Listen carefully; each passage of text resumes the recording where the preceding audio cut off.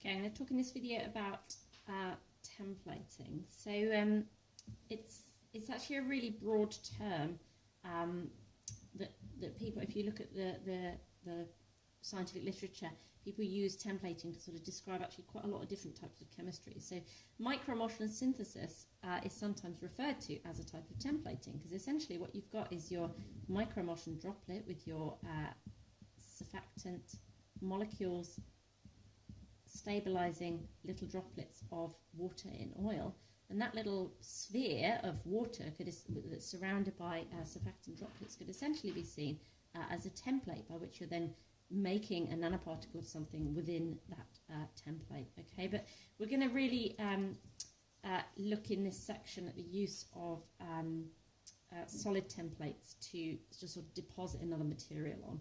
And it's quite hard to sort of get across in here what we mean by templating. And I'll use these images and then I'll try and draw some on another piece of paper as well. But we'll start with this one. Okay, so there's different sort of ways of doing templating. One is infilling. Okay, so you're precipitating something inside a template and then removing that template by dissolving it or burning it. So this is possibly the easiest one to comprehend, but I'll go on to another piece of paper here. So something, and if you're interested in reading more about this, you can look up anodized aluminium oxide membranes. Okay, so people use these a lot for this this infilling technique, and basically what some people call them AAO membranes. Okay, so you've got this sort of sheet of material of aluminium oxide, and an anodization method is used to create little tunnels down through that material. Okay, so you've got little holes burrowing down through, little tiny tubes burrowing down through that material. Okay, so if you then take this aluminium oxide membrane and then fill those little tubes with something else, so for example another metal oxide or a metal, copper, let's just say copper for example, and you fill the whole membrane, all the little tubes that are then burrowing through that membrane, if you fill all those little hollow tubes with your copper, then what you've got is lots of little copper tubes embedded within your alumina matrix. Okay, if you then dissolve away, so etch away your aluminium oxide membrane, then what you're left behind with is lots of little cylinders or tubes of copper. Okay, and you've used the hollow tubes within your aluminium oxide membrane to template the formation of little tiny tubes of copper. Okay, so that's kind of what we mean when we talk about infilling.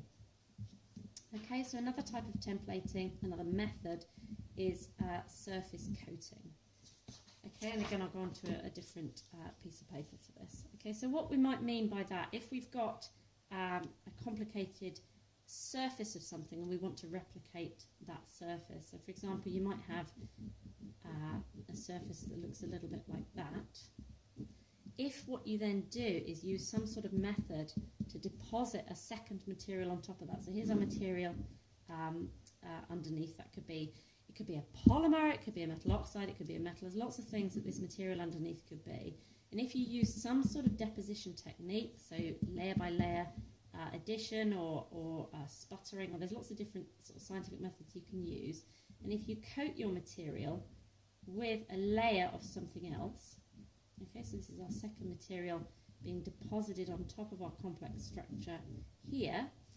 Okay, and again, if you then either burn off this material or dissolve it, if it's a metal oxide, burn it if it's a polymer, then what you're left with is essentially an imprint of that surface. I've done this at a bit of a different scale, but you get the idea. So your material underneath your original template has gone, and what you're left with is your new material that's taken on the surface structure of your original material.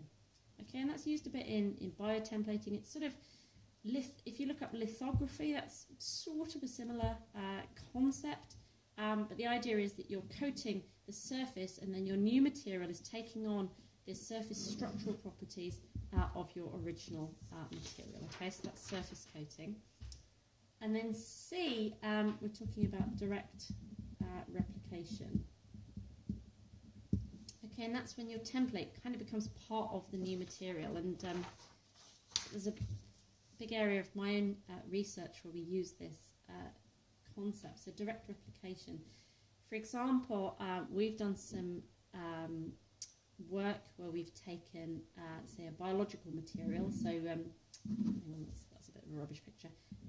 So, for example, a leaf, literally a leaf from a tree.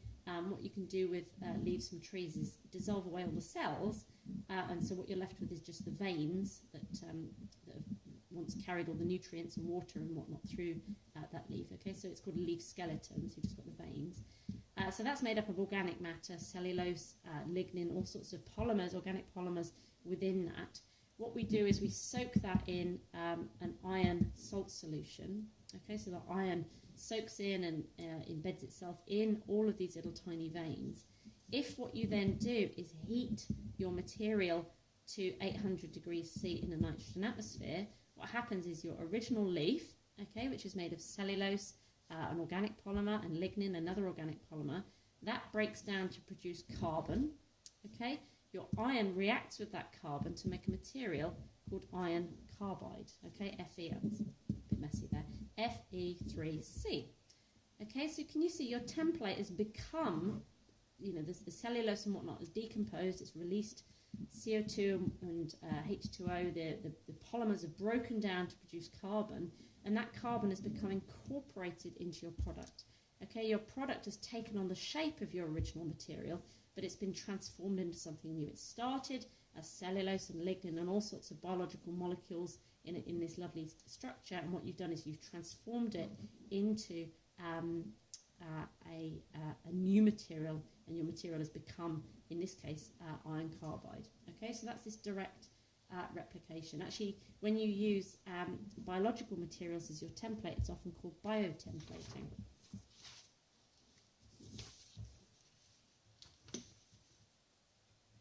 Okay, and then looking at the sort of types of materials you might use as a template.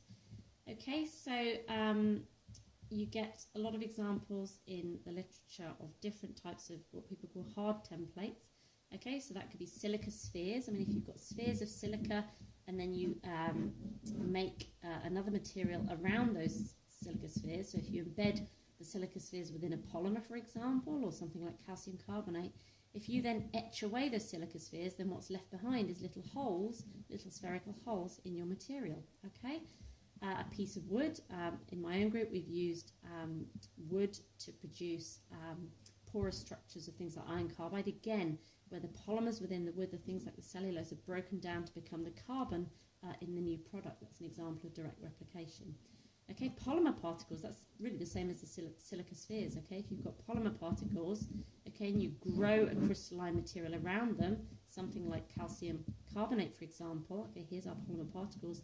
If you burn those particles away in air, okay, so it's an organic material, it'll burn away in air, then what you've got left behind is little spherical holes within your calcium carbonate structure. Okay, so again, it's any solid material that's used to give a new shape, or to give shape to a new material. Okay, soft templating is a little bit more complicated. Okay, it's not quite so straightforward as saying, okay, well, the shape of my first material is giving shape to my new material. Okay, and it's a bit like with the microemulsions, where the size of the microemulsion droplet has an influence on the size of the particles that you might get, but it doesn't necessarily always mean that the exact size of the microemulsion droplet translates into the exact size of the particle that you get. Okay, influences it, but it's not necessarily a direct replication. Okay, so, and there's lots of things that people call soft templates. So surfactant phases and things like microemulsions, for example, gels. Okay, so polymer gels are used a lot to change the way that crystals grow. And often just simple dissolved organic additives in a solution are often called soft templates. So for example, if you grow calcium carbonate from a mixture of calcium chloride and ammonium carbonate, then what you'll get is crystals that look a little bit like this.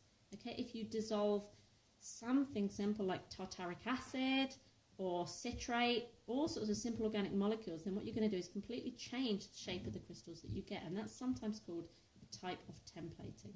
Okay, and there's various mechanisms by which soft templating works. One can be absorption of additives onto growing mineral faces. Okay, but with self-assembled templates of things like gels, for example, often the reason for the change in the crystal shape is that you're just changing the way that ions can diffuse through the structure. So, for example, if you take jelly, so the same jelly that you might use to make a jello, that's a terrible picture of a jello, never mind. The same, if you take a gel, so something made out of, say, for example, gelatin, and then you diffuse things like, say, calcium ions and carbonate ions into that, again, because the diffusion is different to what you'd get if you just had a beaker of water, the shapes of the crystals that you get within that gel will be different, okay? And so all of these different types of chemistries are called, are sort of classed as different types of templating, okay? And as I said, I actually mentioned previously on this video that if you use biological materials, so for example, a leaf or a piece of wood or whatever, that is specifically called biotemplating. Okay, so just briefly at the end, looking at hard templates and how it works, then it's not as simple as just dumping one material on top of another. Okay, so it's not, so go back to this example here, we've just got a material, we're depositing one material on top of another material.